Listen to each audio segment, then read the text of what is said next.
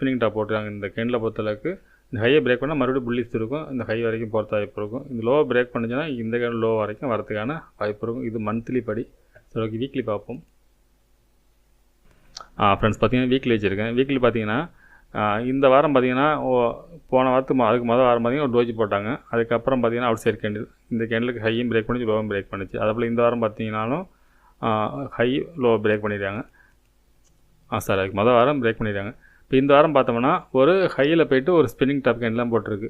இதுபடி பார்த்தா ஹையை பிரேக் பண்ணால் மார்க்கெட்டில் வெரி புல்லிஸ் இருக்க வாய்ப்பு இருக்கும். இந்த ரேஞ்ச் வரைக்கும், அதாவது 24,765 இந்த ரேஞ்ச் வரைக்கும் போகிறதுக்கான வாய்ப்பு ரொம்ப அதிகம். இது புல்லிஸ் போகிறதுக்கு செட்டப்பில் தான் ஃப்ரெண்ட்ஸ் முடிஞ்சிருக்கு. சரி, ஓகே, நம்ம 50 மினிட்ஸில் பார்ப்போம். சாரி, டேயில் பார்ப்போம். ஃப்ரெண்ட்ஸ், டே கேண்டில் வச்சுருக்கேன். டே கேண்ட்லையும் பார்த்தீங்கன்னா ஸ்பின்னிங் டாப் தான். வீக்லியில் ஸ்பின்னிங் டாப் செட்டப் தான் இருக்குது. டேலையும் பார்த்தீங்கன்னா ஸ்பின்னிங் டாப் தான் முடிச்சிருக்காங்க. இப்போ இதுபடி பார்த்தோம்னா மார்க்கெட்டை பொறுத்தளவுக்கு இது ஒரு ட்ரெண்ட் லைன். இந்த ட்ரெண்ட் லைனை பிரேக் பண்ணி நேற்று கேண்டில் வந்து